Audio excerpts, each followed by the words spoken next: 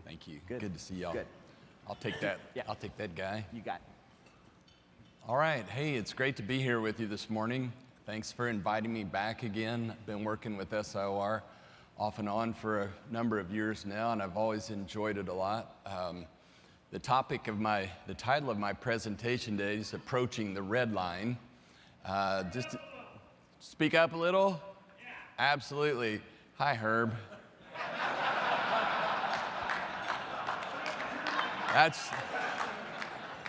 That's pretty modest compared to what he can say in front of large audiences when I'm around too. So, check. Yeah. By the way, if you haven't ridden in Herb's Tesla yet, ask him for a test drive. It's pretty fun. So anyhow, yeah, it's good to see you. My speech last year was titled Playing Ball in the Later Innings. And the reason I used that was because after people would come up to me after a presentation, they'd say, what inning are we in? And in a capitalist country like the United States, that means how long before we have the next recession? And after enough people asked me that, I decided just to incorporate that as my theme. And at that point in time, starting in January of a year ago, I said, I think we're in the 6th or 7th inning. We still have room to run here, maybe another couple of years. And then at the end of December, I was still using the same picture on the front, and it dawned on me, I'd say, wow, this is weird. I thought we were in the 6th or 7th inning in January of 2016, and now we're in December, and I still feel like we're in the 6th or 7th inning. We had a nice run of economic growth. It hasn't been fast, but it's been decent. And I do this 2 or 3 times a week all over the country for every kind of person that's got an interest in real estate, from construction firms to government people that tax property. And I noticed early in the fall there was kind of a lack of enthusiasm around the country related to the election. A lot of you have heard me speak now, but I bet you a lot of you haven't. So let me just explain right now.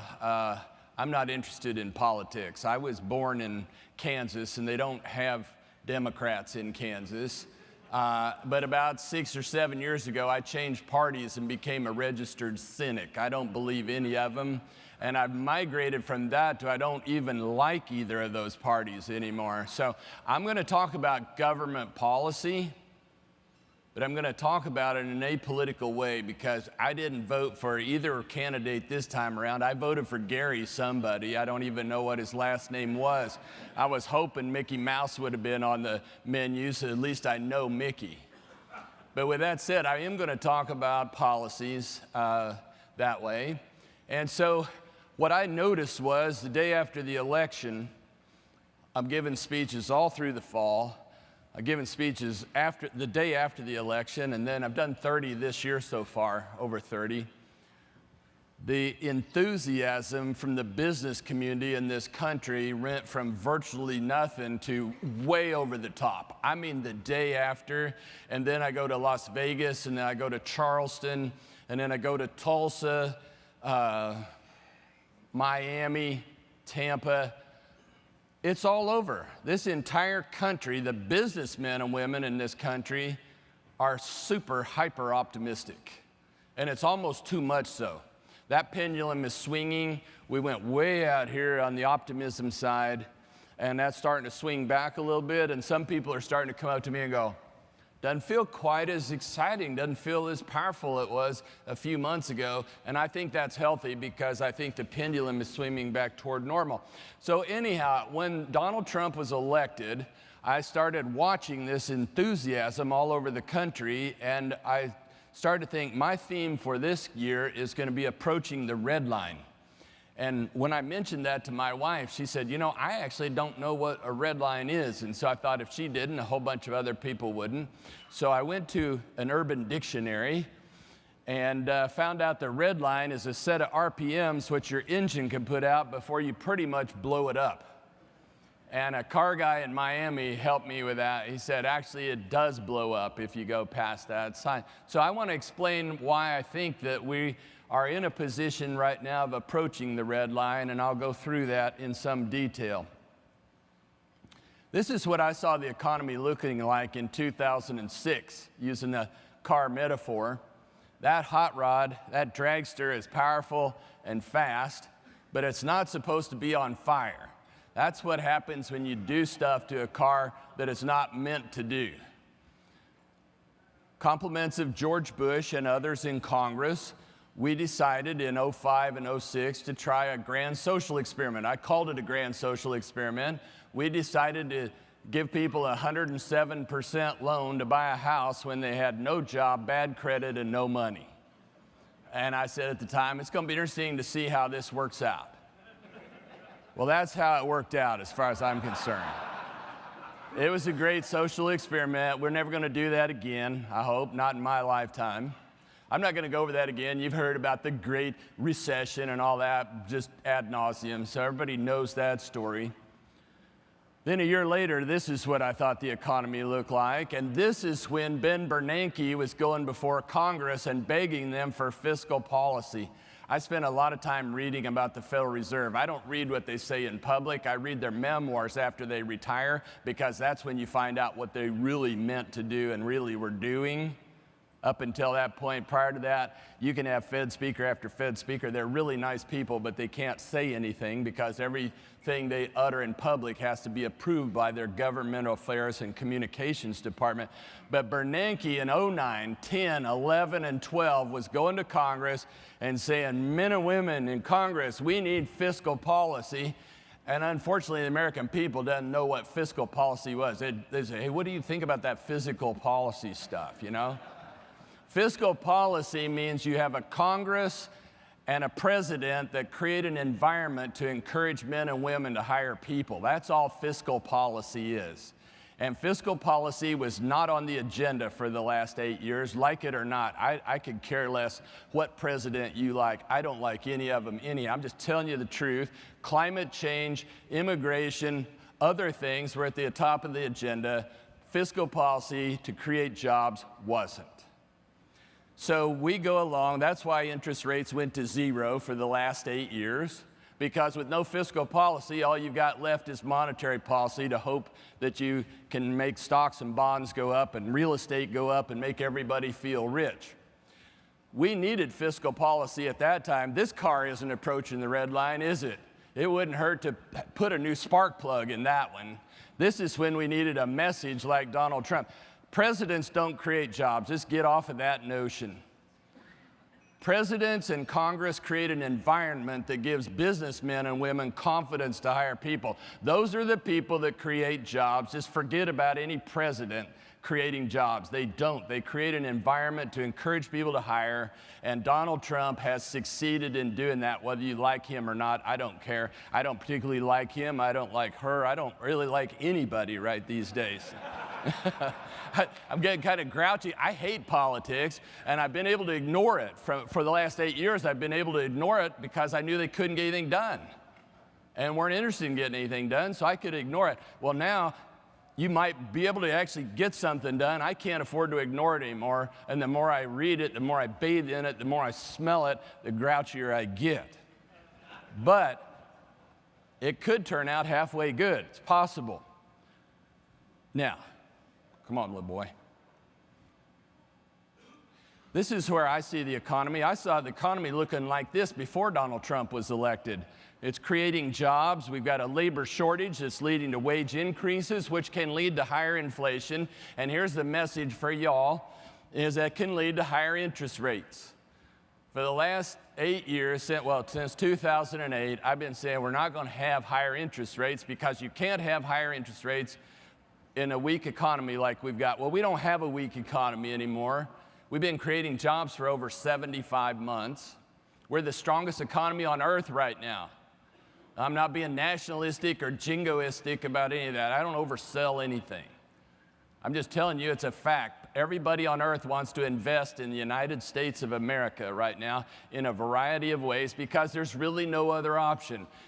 5 or 6 years ago, everybody was telling you and me and everybody else, it's BRICS countries, Brazil, Russia, India, and China. That's where you want to invest. Nobody wants to invest in Brazil or Russia or India and China now. They all want to invest where? In the United States.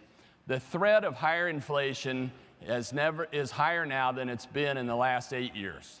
We do have a possibility of getting some inflation in this country, especially if Donald Trump gets this big program through of tax cuts and building $1 trillion worth of bridges and deregulating the economy. I'm in favor of all that, don't get me wrong. I'm just warning you that if it does, when in an economy as tightly wound as ours is now, if he gets that agenda through, let me just ask you this, who's going to build those bridges? That's the key question. For the last 5 years or so, people have been worried about runaway inflation. It seems like people with a HP 12C are the most susceptible to worries about runaway inflation. It's like if you push that wrong button and it just says, inflation will run away in 8 days. Sell everything you have and buy gold and Bitcoin. And so with that said, I've said you just can't get inflation until you get wage increases. I've worked with a lot of board of directors since the first of the year. They'll ask me to come in, just lay out some major themes so then they can kind of decide if I know what I'm talking about. Keep in mind, I'm an economist, so there's a 50% chance anything I say is wrong, but you could have paid $500,000 to get Greenspan or Bernanke here, and their odds of being right wouldn't be any better than mine. That's a fact. They admit it too. I work with the Fed. I like those people. They're good people. Economics is a social science. That's as good as it gets, 50-50. But here's my view of things. And keep in mind, too, my retirement account is a 403B. That's an academic version of a 401k. And I have a fully diversified portfolio with 86% of it in TI Cref's commercial real estate account. They make me sign off on that. It's like, you realize you're not diversified. You realize you're an idiot. You have to sign here that if you lose a lot of money, you can't sue us because we warned you. I've been 86% commercial real estate since 2004. I'm still in it. So trust me, I watch real estate values just as closely as you or any of your clients do. Our economy still has room to run. I think we still have 2 or 3 years to go in this economy if the president can get something through Congress. The Fed wants to raise interest rates this year. I think Janet Yellen would like that Fed funds rate to be 2%. I think she would raise it to 2% tomorrow in one fell swoop if the stock market would let her do it. That's going to be the cat and mouse game for 2017, is Yellen every month is either going to say, I'm thinking about raising rates, and then watch the stock market to see if it stays okay. And then the next month, raise the rate, watch the stock market. The next month, say, I'm thinking about raising again, watch the stock market, and then raise it again and watch the stock market. But because they remember in 1987 when they raised rates too much, too fast, and in October of 1987, the Dow fell 22% in one day. That would be like the Dow falling 4,500 points on Monday. They don't want to do that again, and that's the limit of how fast. That's why she keeps asking and keeps testing the market, floating those trial balloons, thinking about raising. As long as the market's impervious, she'll do it. They want to get that rate up, I'm convinced, to at least 2%. I don't think they even want to go north of that. They call that the neutral rate. That's the rate of interest that's not expansionary and it doesn't cause a recession. It's just a neutral rate. That's what their goal's going to be.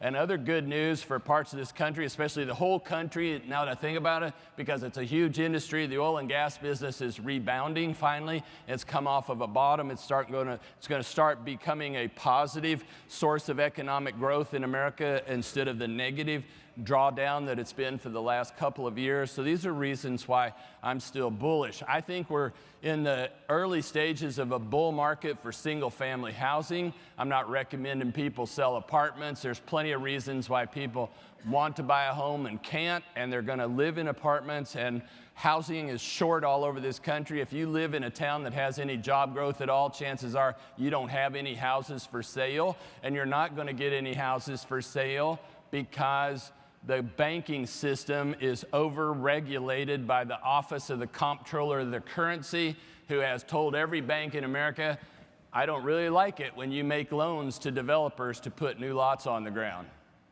ADC loans, they used to be called. And as long as the OCC has that policy of scrutinizing every bank around the country, you made a subdivision loan, you're going to be subject to higher scrutiny. I'm going to be in your office more frequently. If you make one more loan like that, I may cause you some real problem. We're in a chronic undersupply situation of single-family homes that's going to make prices continue to escalate. You hear it in the media about, oh my goodness, maybe we got a bubble in housing. We don't have a bubble in housing. It's not people, the greater fool theory, the musical chairs, all of that kind of nonsense that we know can happen in real estate. This is just a simple fact. There's a whole bunch of people that want to buy houses, and there's not enough supply, and they will bid the price up until they can't afford it anymore. And that's what's starting to happen. People can't afford to buy the homes that can be built now, and that's going to create continued demand for apartments going forward, even though a bunch of people want to buy homes. A Pew study showed that came out in December. It's a good one, by the way, if you want to know a little bit about housing. 72% of people renting homes want to buy houses. But this student loan problem is an issue. This Wall Street Journal article came out, an analysis of 1,000 colleges and trade schools said that at least half of the students had defaulted or failed to pay at least $1 on their student loans in the last 7 years, and the default rate's getting higher. We have a whole class of people in this country that made a big mistake. They should have been warned. We need truth in education, just like we need truth in lending. If you want to send your kid to school and they want to get a degree in Russian archaeological history, that's great. Going to universities for education is part of the process. But going to a university and getting a degree like that and borrowing $100,000 to do it is not a value proposition.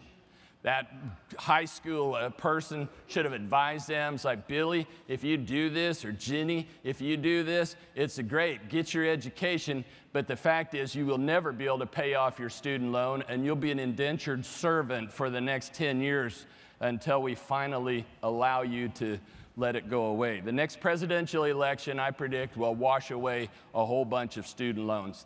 These millennials aren't any different than baby boomers. They got the same political motivation that all the rest of the people do, and even the Bob Hope generation for that matter, and that is, if I give you something, will you vote for me? Bernie Sanders saw that big time. It's like, you vote for me, I'm going to help you with free college. I mean, who can't resist free university stuff? The next election after that will be universal health care for your pets. I can see that one coming down the road. You vote for me, and Fifi's sick, and she's got pre-existing conditions, and she's family. I mean, you can just see it all building up right now. Just get ready to pay for it. Okay, fiscal policy time. Just check your Republican, Democrat stuff at the door. I'm talking to business people in this room right now. If you don't want to think like a business person, you're still all balled up in politics, take a coffee break for a second. I'm telling people for the last 5 years, if you're watching Fox News or MSNBC or the rest of them more than 7 minutes a day, not only are you wasting your time, you're causing yourself emotional damage. I have changed that in the last 5 months since this election and saying, I'm warning you, because I have to watch this stuff because I have to figure out why people ask me stuff and question and answer. It's like, where do you even come up with this? And I'm telling you, if you're watching CNN, you could be in jeopardy of making bad business decisions, because what I see on CNN, ABC, NBC, CBS, what I see on those channels, MSNBC, isn't reflective at all of the underlying business conditions and optimism in this country. So you just sign off and don't watch it all. And young people ask me, okay, well, how do you stay educated? How do you get your news? And I'll tell you where I get my news, because I'm a business person, and I spend my life around business people, and I get my news from the Wall Street Journal and Reuters. If you look up the definition, just for fun, it's probably been a while since you pulled up your dictionary, look up the definition of gossip and propaganda, and then evaluate the top 10 news feeds that you get off of CNN, which I get. I get The Guardian. I get way over here. I get way over here because I'm interested in what people think. And my analysis is 8 out of 10 things that I get off that CNN news feed fits in the gossip and propaganda arena, and it's all negative. All of it's negative. So just keep that in mind. I think most of this business euphoria came from reduced regulation. There's just so many industries in this country that have been hammered with oppressive government regulation that the thought of that being unwound a little bit was just a euphoric moment for all businessmen and women, no matter where they live in this country. And I think that's good, and I think it can continue to happen. Tax reform is a different matter. I think a lot of people think, yeah, well, we're going to get, I think the stock market in particular is vulnerable to this. It's just like, you talk about groupthink and you talk about just myopia. I think everybody has bought off on this deal that Donald Trump was elected. He said he's going to reduce corporate and individual taxes, and it's going to happen. And he's going to build $1 trillion worth of bridges, and that's going to happen. And that's why if you watch this stuff, the 10-year Treasury started going up. That's what makes you nervous if you own commercial buildings, because if the 10-year Treasury starts going up, then some people from Harvard and MIT will try to tell you that cap rates are going to go up and you probably ought to sell your buildings. I've been trying to warn people against selling their buildings since that nonsense started coming out in 2013. Interest rates are going to go up because the Fed's tapering their bond purchases. Immediately after the election, the 10-year Treasury went from about 2.3 to 2.6% just in a matter of weeks, because people know that if we cut taxes and do all that stuff and build $1 trillion worth of bridges, we don't have enough people to build them, and that will be inflationary, and so that was why it went up. Do you know what happened since then? We got blindsided. I got blindsided a little bit by the healthcare thing. Actually, I didn't get blindsided at all. The American people woke up and found out Donald Trump is only the president of the United States. He's not a dictator. He's not a king. He has to get stuff passed through the House and the Senate, and that's almost impossible, even when you have Republican majorities. I'm 63 years old. This isn't my first rodeo where Republicans finally get into office for a while, and they're notorious for not being able to govern very well. That's just part of it. Democrats do the same thing, and we're seeing that in spades. I don't expect to see tax reform happen at all. And I don't expect us to build $1 trillion worth of bridges anymore unless Trump builds them himself with his own money, which maybe he could do that. I don't know. But here's why I say that is because the House and the Senate are full of, it's like the whole media, all of Wall Street suddenly forgot about the Tea Party and about what the new version of the Tea Party is, the Freedom Caucus. And those are men and women that got sent to Washington, D.C. with one order and a promise: don't raise taxes, and whatever you do, don't raise the federal deficit. So what that means is there's a whole bunch of people in Congress that are going to say, Don, hey, Don, can I call you Don? Let me help you understand this right now, pal. You can build all the bridges you want, but you figure out how to pay for them. And you can cut tax rates for corporations and individuals, but you figure out how to pay for it, because we're here to see that the deficit goes nowhere. Comprende, amigo? I like to be international in scope, because I know everybody's global, right? Can't pay for tax cuts or bridges without one of two things. These are the only two things on the menu. Border adjustment tax. How many people are in favor of that? I am. I read it. You can get on the internet site, the House Ways and Means Committee, their blueprint for America. It pays to read stuff. I got news for you. If you want to be in politics and you think it's a sport and stuff, go ahead and do a little homework while you're at it. Donald Trump's not in favor of the border tax. Every big business is not. You know why? Because they're worried that the price of your TV might go up $100. I just saw the TV ad the other day. You can get a 50-inch TV for about $1,100. The average family has got like 7 TVs, one in the shower, one in the bathtub, one near the toilet. You just can't get away from CNN. You know, you just got to watch it because it's a crisis. Every day is a crisis because they make it that way. So you can count on it. Everybody's against it. So we're not going to get any border adjustment tax. So what's the other way to pay for it? And that would be get rid of the loopholes. How many in this room are ready to get rid of the 1031 to get lower income tax rates? How many realtors do you think are going to be in favor of cutting the mortgage interest deduction? How many New Yorkers do you think are going to be in favor of not being able to deduct their state income tax from their federal income tax? Ditto all the people in California and other places like that. Here's the short answer to that. We did tax reform in 1986. Anybody willing to admit they're old enough to have been in a business in '86 like I was? That's the last time we did tax reform, 31 years ago, and you had the most charismatic president, according to me, in my lifetime, and he couldn't get it done either. Ronald Reagan only got it half done. He got the easy half. I liked it. That's great by me. He cut the tax rates, but he couldn't get the other half, which was to cut the spending and get rid of the loopholes. And then we had a gigantic budget deficit, and that will not be allowed in this current version of Congress. Ronald Reagan wouldn't have accomplished tax reform either in this current environment. So Trump's either going to pay for it or not. And I like the border tax. Nobody else does. And so everybody goes, okay, well, we'll just have to get rid of these loopholes. I can tell you this, I haven't met an American that's willing to cut their loophole, whatever it is. That's how we do this in America. This is the American political thing, is we want a lot of free stuff and we don't want to pay for anything. And that goes for baby boomers, the Bob Hope generation, and these millennials. They're happy to get free stuff from government just like we are. I don't see much difference in millennials, period. I'm happy for them. They're going to start getting good jobs in a near future because a whole bunch of geezers like me are retiring from universities. And when they do, a 32-year-old millennial stops driving a car for Uber and making $20,000 a year and gets a job at the university making $160,000 a year plus benefits. And my hypothesis is that person is suddenly more attractive to the opposite sex, and then they get married. And then they have children. And then they buy houses. That's why I'm bullish about the housing market. These millennials aren't going to sit and drive bicycles with helmets for the rest of their life, okay? I mean, if you think they are, I understand, because you sell high-rise apartments and that's your job. You're in the capital markets for apartments. I speak to a lot of multifamily people and they give me some blowback on that, and so that's good. It's the way we ride.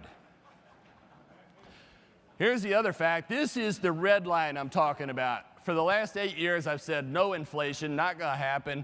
Don't ask me anymore about buying gold and Bitcoin. I told you like 8 years ago, if you're thinking about buying gold, I'd recommend you just take cocaine instead, because at least you'll feel good before it kills you.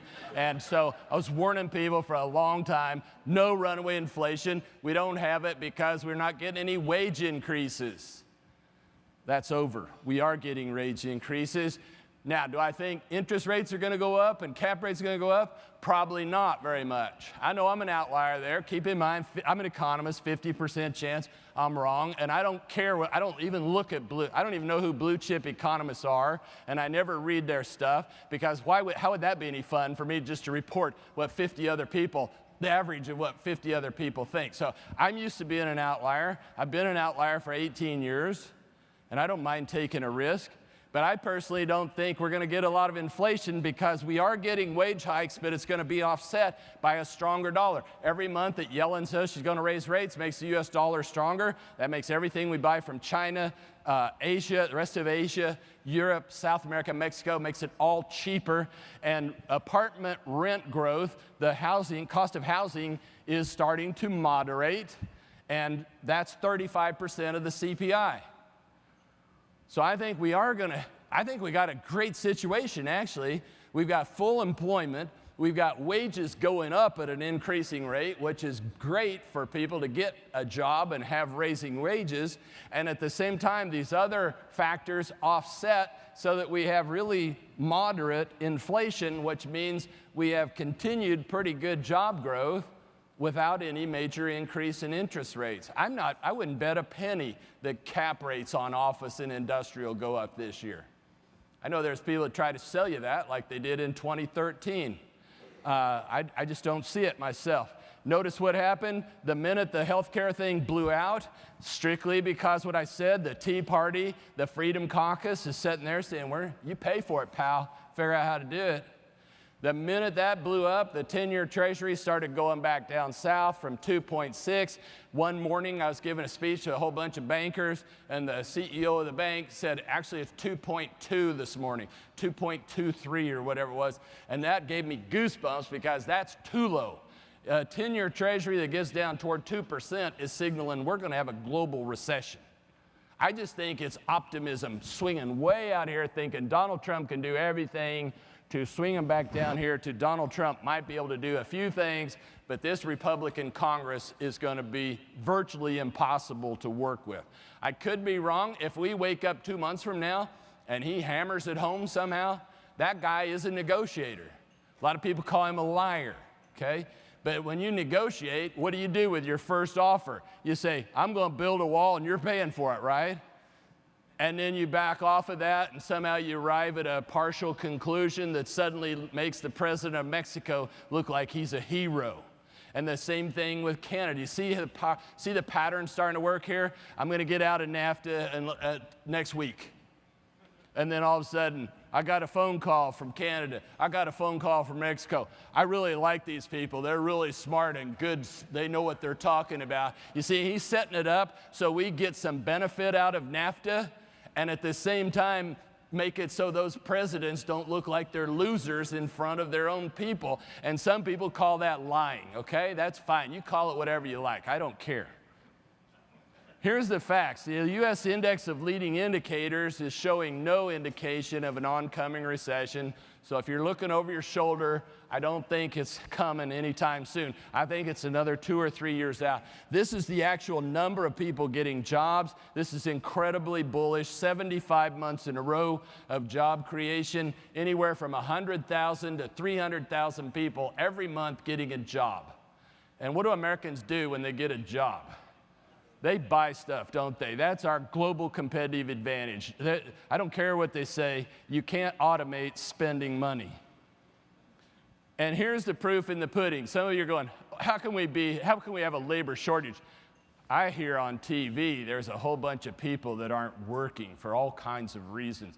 I hear on TV that the labor force participation rate has never been lower. And you say we got a job shortage in this country. How can you say that? Well, number one, I don't watch CNN anymore, or MSNBC, or Fox for that matter. I don't watch any of them, and I'm so much happier. I can't imagine what it'd be like if I did. You're probably going, wow, good thing you're not.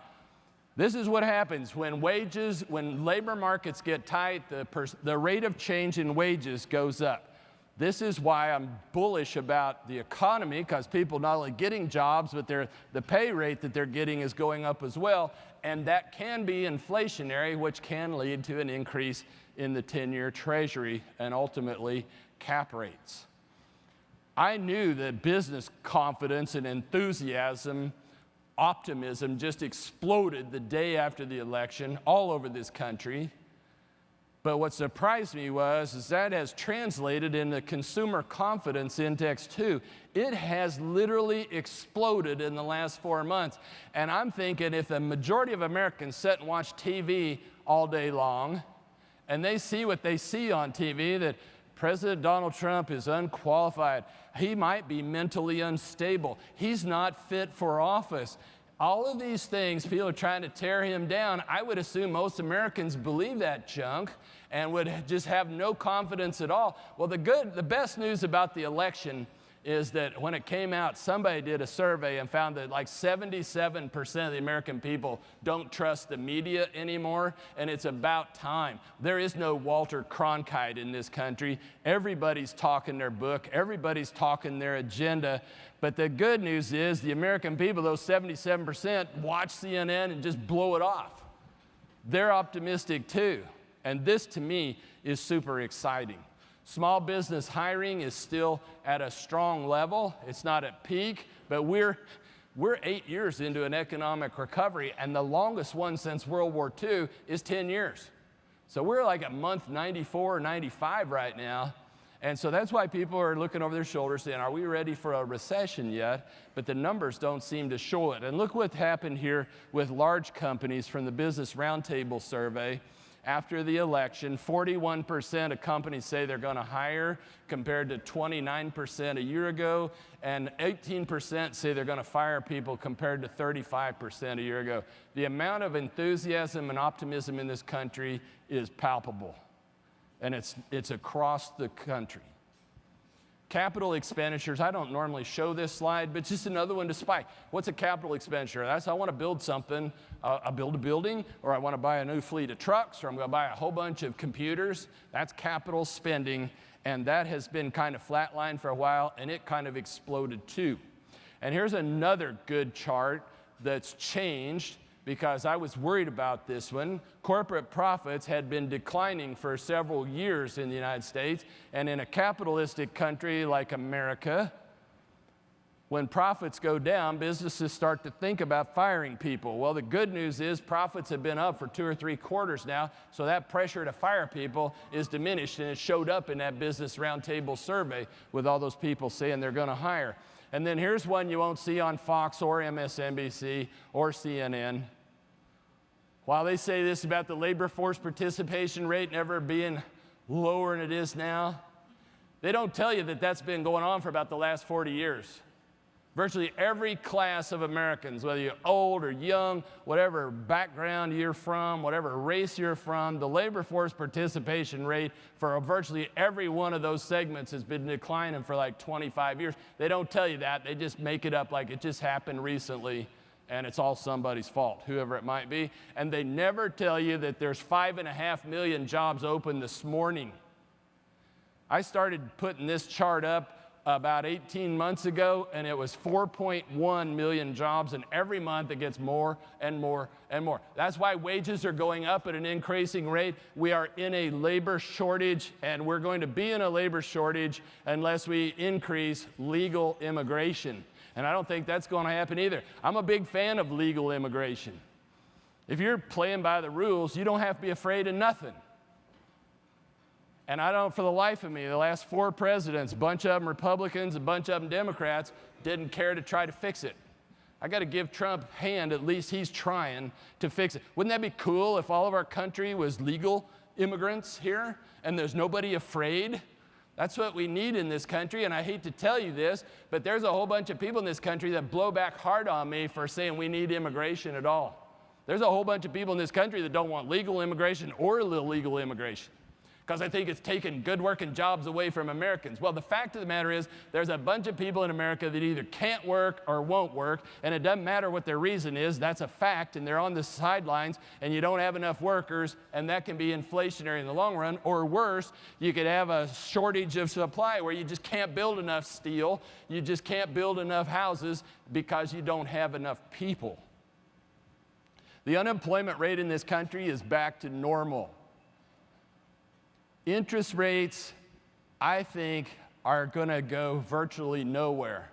The consensus on Wall Street has been, since the day after Trump was elected, is our country's going to grow 3 or 4%, and the 10-year Treasury will be 3% by the end of the year, and they're still sticking to it. They still think it's going to be 3% by the end of the year.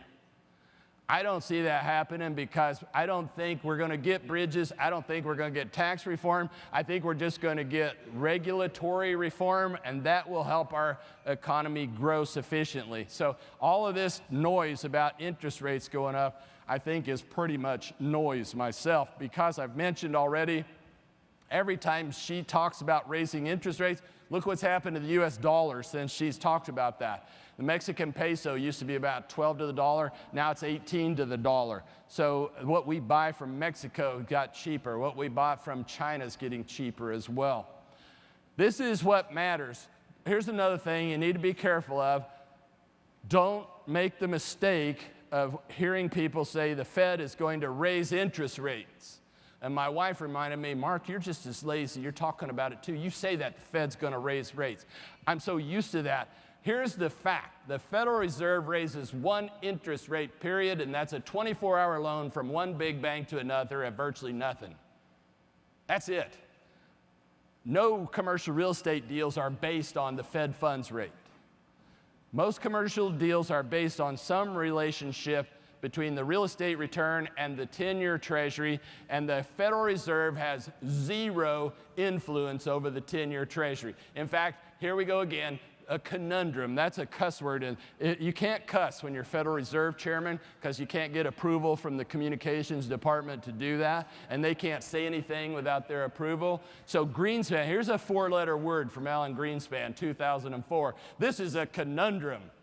And he was trying to raise interest rates, and he was raising his one rate, and the 10-year Treasury was going down at the same time. That's when the Fed woke up and realized they're not omnipotent. that they're limited in what they can do, and they're finding out how limited they are again, and a whole bunch of people act like they never saw that before. That's only like 13 years ago, but you have all these people out there saying the Fed's raising rates, and boy, cap rates are going to go up. Well, here's another piece of news. If you've been following me at all for the last 3 or 4 years, even if the 10-year Treasury did go up, it's possible that cap rates on office and industrial and multifamily don't even go up at all, because the spread between cap rates and the Treasury has never been higher. It's very possible that the 10-year Treasury could go up a point, a whole % or more, and cap rates on commercial real estate don't budge. So just keep that in mind too. And this is the inflation expectation survey. This is what drives the interest rate on the 10-year Treasury. It's not what's inflation been for the last 10 years. What do we expect in the future? And as you can see here, there's really no expectation of future increases in inflation. That's why Yellen doesn't really care. The only reason she wants to raise her interest rate up to 2% is because she knows we're going to come into a recession in the next 2 or 3 years probably, and she wants to get that interest rate up to 2% so she can turn around and lower it to 0 and looks like she knows what she's doing. It could have been Greenspan or Bernanke, same thing, doesn't matter. For those of you that are worried about inflation, I put this chart in here. The black boxes at the bottom is the average rate of inflation by decade. And it starts over there on the far left in the 50s. The inflation rate averaged 1.82% in the 50s. It averaged 2.45 in the 60s, 7.25 in the 70s when I was in the real estate business, 5.82 in the 80s, and then 3, and then 2.5, and now 1.86. For those of you that are worried about runaway inflation, the fact of the matter is, going back to the 1950s, we haven't really had any episodes of runaway inflation except for about 8 years, and it was from 1974 to 1982. When you look at the 80s, it shows, hey, inflation was 5.8% for that whole decade, pal. What are you saying? Well, almost all of that inflation in the 80s came in 1980, 81, and 82 before my hero, cigar-smoking Paul Volcker, came out and just crushed inflation, and we've never seen it since. That's a cool guy that's willing to take the risk and do the right thing and save our country. If we had more people in Washington like that, this country could be astounding. It is astounding. It's just being stifled by incompetent leadership in Washington for a long time. It's sad to watch. I just wish they'd get rid of the federal government and allow states and cities to run this country. That's where the cool leadership is. But a lot of people feel that way too. In fact, a lot of people feel like they're in favor of term limits. Why don't you make your congressman do it?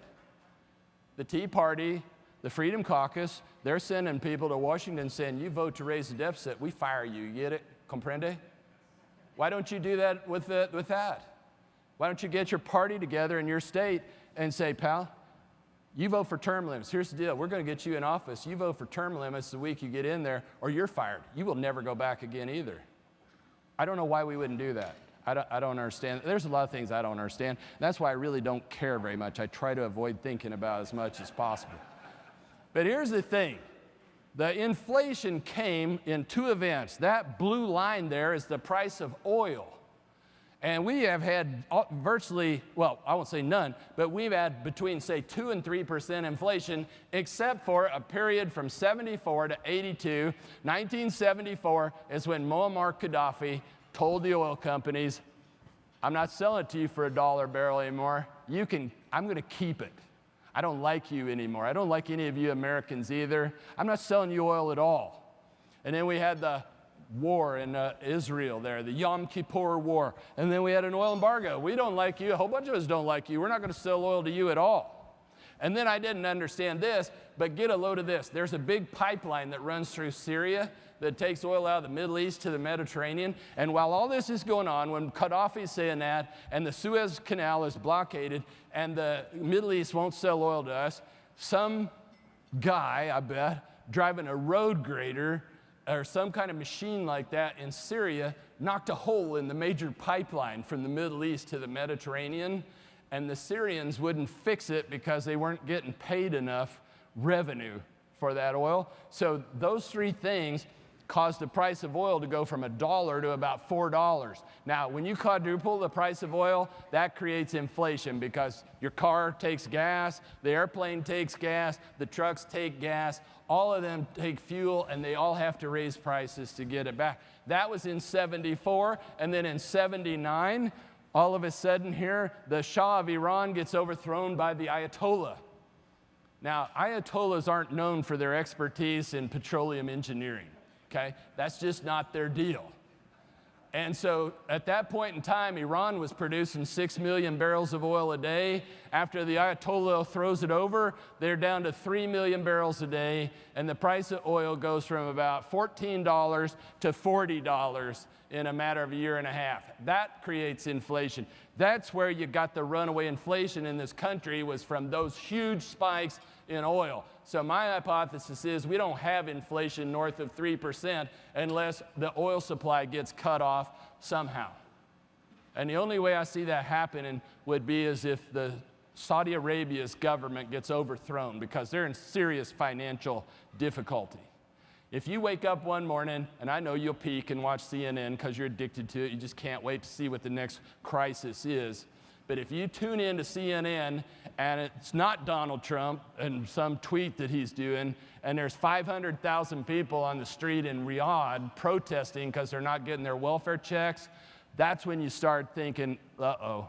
Because if Saudi Arabia has an overthrow and gets a Shah to Ayatollah sort of event happening, and suddenly Saudi oil production is cut in half, price of oil goes $100 in a day or two. And then we get unexpected inflation that could last a while because you take Saudi off production, it'll be a while to figure out how to replace that. So anyhow, that's my take on this. And the last couple of slides I want to share with you are why I'm still bullish on commercial real estate, even though it's at record highs. Trust me, I know that. Trust me, I know about cap rate compression. I live with you and your cousins on a daily basis for the last 18 years. I'm going to be bullish on commercial real estate no matter how far cap rates compress until there's an alternative investment. People buy real estate not in a vacuum just because they love the smell of land and all of that stuff. They buy it after thinking about, should I buy stocks or should I buy bonds or maybe hedge funds or something else like that. And I just want to show you this slide about the stock market. This is why I don't own any stock. I'm 86% commercial real estate and 13% junk bonds. That's my whole retirement account. This margin debt here is 80% correlated with the stock market. That's just borrowing money to buy stock. And there's 3 peaks in this chart. The left peak is March of 2000. And at that point, when it peaked, the Dow was at 11,000, and 2 years later, it was 7,400. The second peak is right in the middle. The Dow was in July of 07, the Dow was at 14,000, and 2 years later, it was at 8. The third peak is right now. So if you sell all your buildings because some genius from Princeton comes to you and says, the Fed's going to raise rates, and Janet Yellen, she can raise cap rates. All she has to do is say, cap rates go up, and they will. That's when you don't understand the market at all. So sell all your real estate and get into stock right now with margin debt at a peak and see how that works for you. If I was with you on a call talking to an investor that was balking on a cap rate on some industrial piece of ground, building you're working on, and they're saying, well, I'm not sure I like this cap rate environment, I would say, well, hey, walk right into that if you like. The converse of that is when that margin debt sells off, that's the time to buy stock. When that margin debt sells off, I'll be in audiences all over the country, including yours if you invite me back, which I hope you do. But with that said, I'll be saying, hey, gang, I hate to tell you this, but you got a competitor now.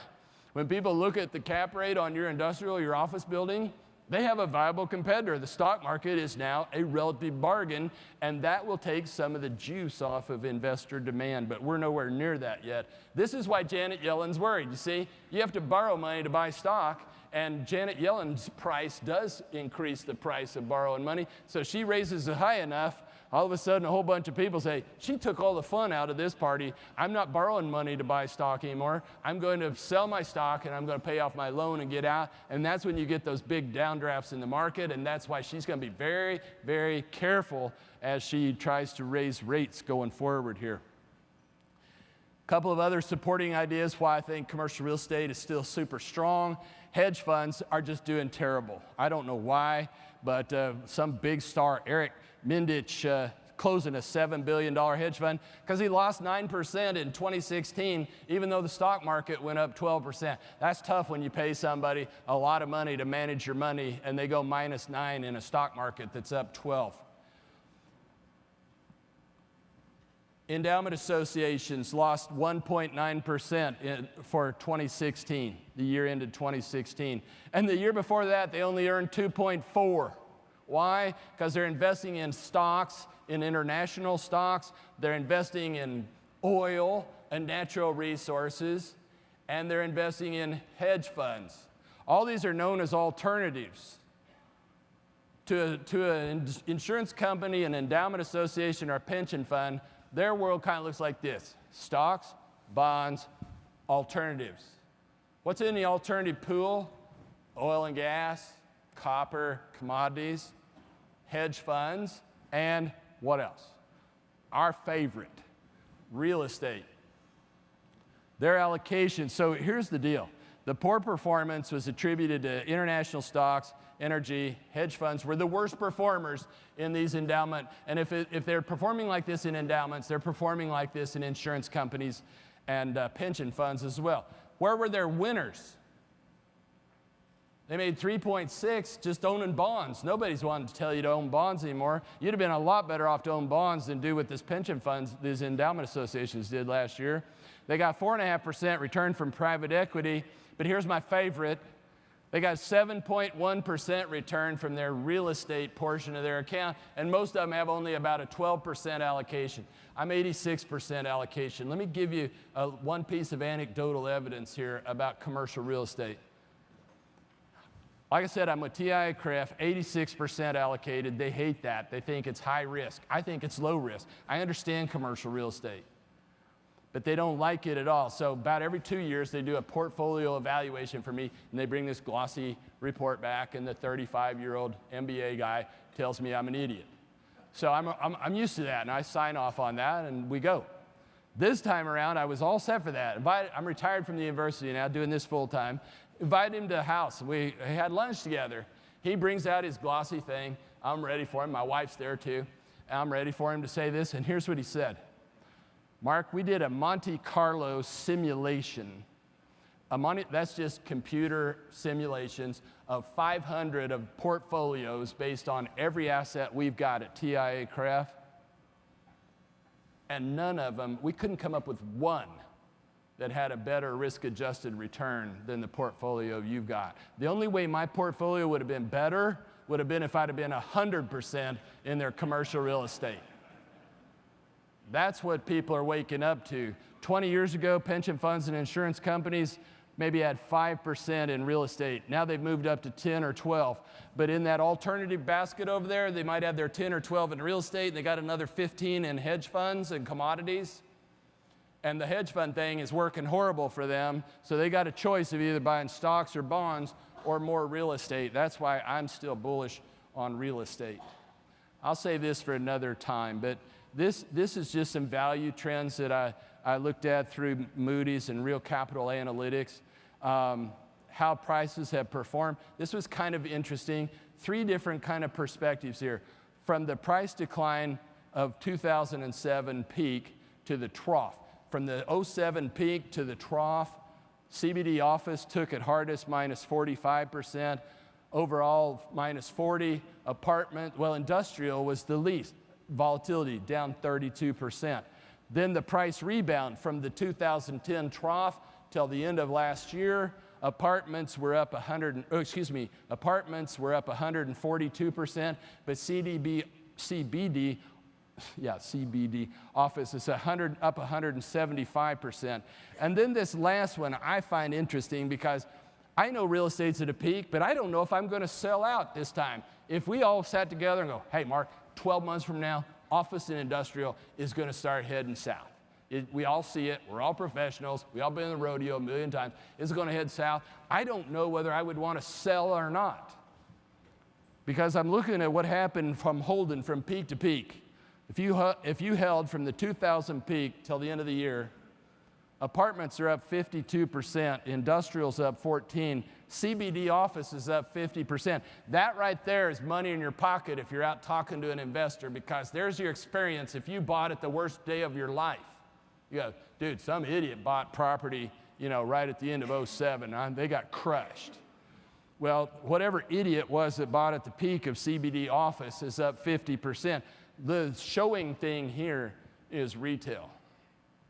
I'm concerned about retail. The low return on industrial is just it's a part of the fabric of industrial real estate. It's low beta. It doesn't go up a lot and it doesn't go down a lot. And for me, I like that. Some of these Wall Street guys and these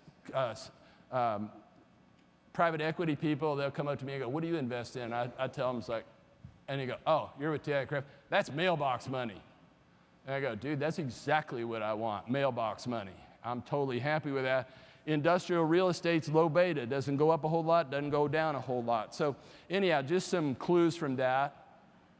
And then for the whole century, going back, all real estate, if you've owned it this whole period, up 117%.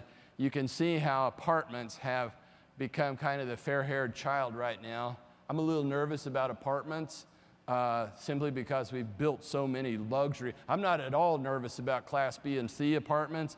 I am a little nervous about luxury apartments that are $2 and $3 a square foot. But with that said, and retail's lagging a little bit. Make no mistake about it, Amazon is just damaging retail real estate, period.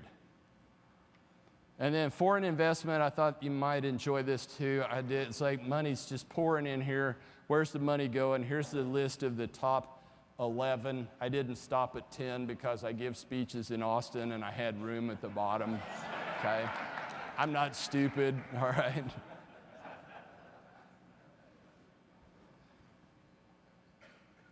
Okay, and that's the end of my prepared remarks, and 3 minutes till I'm done. What do you think? Should I ask for a question here, or should we quit? 2 questions? The boss says we got room for 2 questions. I got pretty good hearing. Anybody want to do it? Are you ready for me to stop and move on to the next part of the... Okay, thank you. Why I use that for the red line is that if we get a situation, if we get $1 trillion worth of bridges and we get a huge cut in individual tax rates and corporate tax rates, we don't have the labor force to build it and do that. And that could cause a significant amount of wage inflation that would translate into real overall CPI inflation and higher interest rates. That's my red line. If we get too much extra juice out of Washington in a labor short market, we could have higher inflation. Are you worried about the real estate? Are you worried about real estate recession of us going off the cliff like we did? Yeah. He's asking if I'm worried about real estate going off a cliff, and the answer to that is no. You know, I think most real estate didn't actually go off a cliff. It's just the people that appraise it thought it did. And by writing down every building in America by a minus 40%, I think was a mistake in the first place. A lot of those buildings didn't go down like that at all. The only time we have a concern about commercial real estate is when we go into a real recession and we start dropping jobs off, being net job losers. I don't see that happening this year or next year, and that's as far as my crystal ball goes. And I don't see anything happening like what we saw in 2008 when you just have a complete shutdown of financial markets. That the Fed can handle that now. They know all the medicine to do again. It's high cost medicine, but if they need to use it, they'll bring it out, no doubt about it. So with that, I'll say thanks again for inviting me to be a part of the program. I hope you have a great year. Thanks. Thanks, Jeff. I always enjoy your remarks. Stick around for 1 second. I'm going to ask you a couple questions. All right. Thank you, Mark. I have a couple of quick questions for you. First of all, are you available Monday 10 o'clock, I've got an investor call. And if you're a licensed broker, I'll cut you in on the commission. Wow, okay. Maybe. I do have a serious Thank you. question for you. I read recently where consumer spending makes up 70% of our gross domestic product. When I saw that, it sort of occurred to me that nothing else really matters. If consumers spend, they spend. If they don't spend, we know what happens. Is consumer confidence and therefore consumer spending the ultimate metric? It is about 65 to 70% of our U.S. economy as we measure it is by spending. That doesn't mean that it isn't important that we make stuff in this country. That's kind of a sign of how we've evolved over time, that making stuff in this country has been diminished over the years. What I see happening right now, first time in my lifetime pretty much, I'm keeping my fingers crossed because it'd be super cool, where suddenly maybe something other than just going to the mall and buying stuff mattered. I think that'd be super cool if we opened up some factories to make stuff and suddenly manufacturing was a bigger part of our economy. That's what I'm hoping for, cautiously. Can that be 3D printing? Can it be additive manufacturing? It could be anything. Because you could do that in the city, right? You could do that almost anywhere. Yeah. So that could be a comeback, maybe? I hope so. All right. Well, thank you so much. I appreciate you taking the Thank you, extra Jeff. question. Thanks. So nice to see you again. Pleasure. Great job.